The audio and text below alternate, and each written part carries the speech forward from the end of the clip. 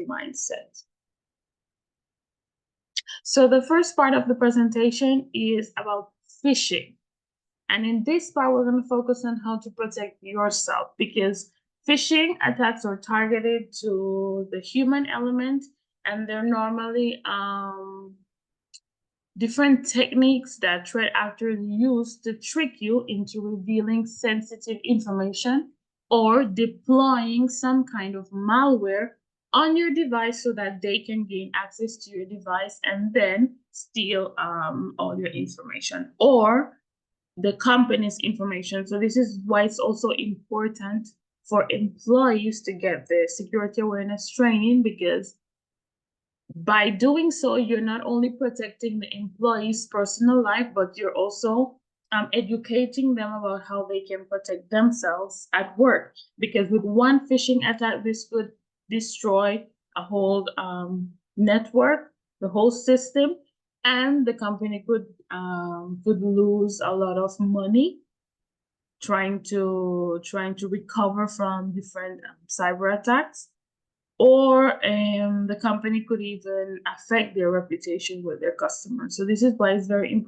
important to identify the different kind of phishing attacks, scams, and how we can prevent them. So the first type of phishing scam is what we call smishing. And these are mobile text messages that you will get from a threat actor, where they'll share like a link telling you to click on the link, that be to pay something, that be to download a file or something. But in all of the cases, these threat actors are trying to gain access to your devices, to sensitive information, or to your credit card information, or basically to deploy some kind of malware on your devices. For this specific kind of phishing, I've done a few videos also on my different social media platforms.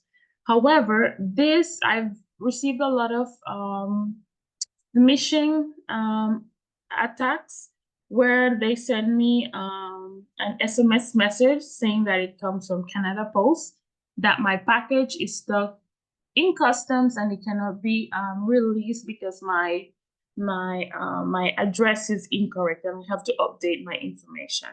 This is a scam, because I know deep down that my information is correct wherever I shop online. It's not the first time that they send the products to my home. So I know whenever I shop on a particular site, I know that my information is correct. So whenever I see these SMS messages, I don't pay them anymore. So that's the first type of phishing scam. The next one is Vishing, which is voice over telephone cyber attacks. So this is when a threat actor impersonates someone you know, let's say a relative, a co-worker, or maybe your kids. And this has become very predominant these days because of AI. So AI makes it easier for threat actors to impersonate, let's say, your child's voice. They will call you and say, "Mom, I'm in trouble. I need money. I really need you to send me some money." And for the human ears, it's like really difficult for you to really identify if it's your child or not, because what they do is that they obtain different information from different sources, especially on social media. You know, we're all making videos and we're putting ourselves out there, especially if we have a business and we're promoting. So these threat actors, what they do is that they take your voice from different videos.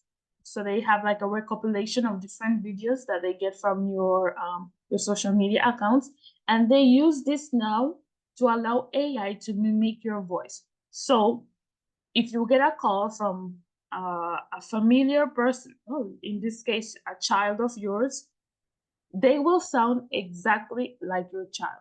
And if you do not double check, verify before you send any money, or if you do anything, you could fall victim to this type of scam, because AI is making it much more,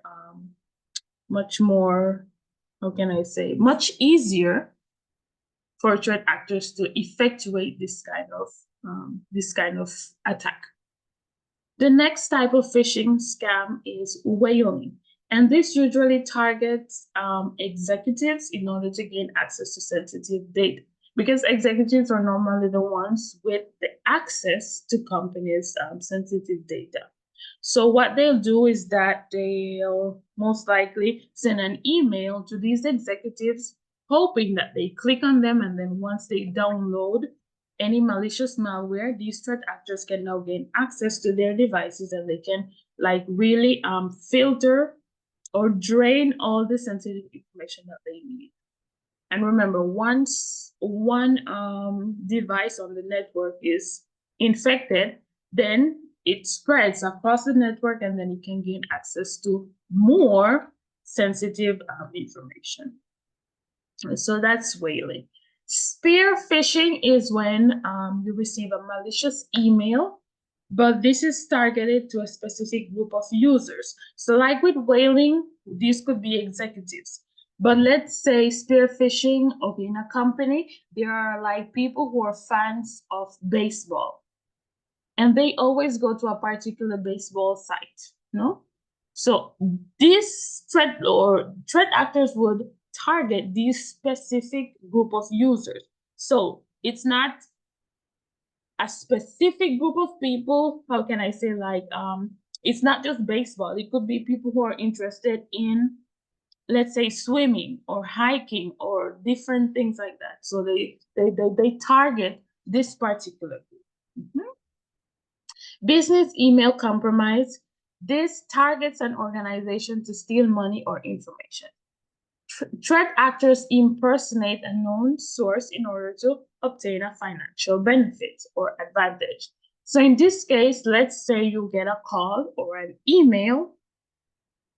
It looks legitimate. It looks like it came from your boss, and your boss is telling you, I need you to send $50,000 to this account right now. If we do not take our time to correctly verify that it actually is from our boss, then we could become victim to this type of scam. So, like in all the phishing, the different types of phishing attacks, it's very important that we double check. We